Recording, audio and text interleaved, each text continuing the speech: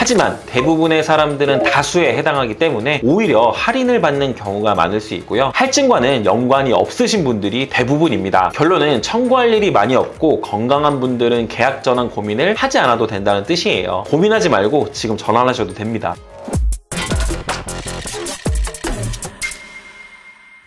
대한민국 국민의 상당수가 실손보험을 가입하고 있을 정도로 매우 중요한 보험이라 할 수 있겠습니다. 혹시 이 영상을 시청하고 계시는 여러분도 실비보험을 가입하고 계신가요? 현재 가입할 수 있는 실비는 4세대 실비보험인데 아마 보험에 대해 조금이라도 공부를 해보신 분이라면 잘 알고 계실 것 같아요. 병원비의 일부를 돌려받는 실비보험은 보장의 폭이 다른 보험보다 훨씬 넓은 편이라서 당연히 보험의 우선순위 중에서 가장 최우선이 되는 보험입니다. 1세대 실비 가입자 비중 19.1%, 이때는 5년 단위로 갱신이 되고 2세대 실비 가입자 비중 09년 10월부터 15년 8월에 가입하신 분들 비중 38.9%, 이 시기는 3년 단위 갱신형이고요. 이렇게 1세대와 2세대 실비를 유지하고 계신 분들은 아마도 4세대 실비로 계약 전환에 대해 많은 고민을 하실 것 같습니다. 그래서 이번 영상에서는 이 실비보험의 전환 요령에 대해 알아볼 건데요. 먼저 계약 전환 제도가 어떤 건지 말씀드려 볼게요. 계약 전환 제도란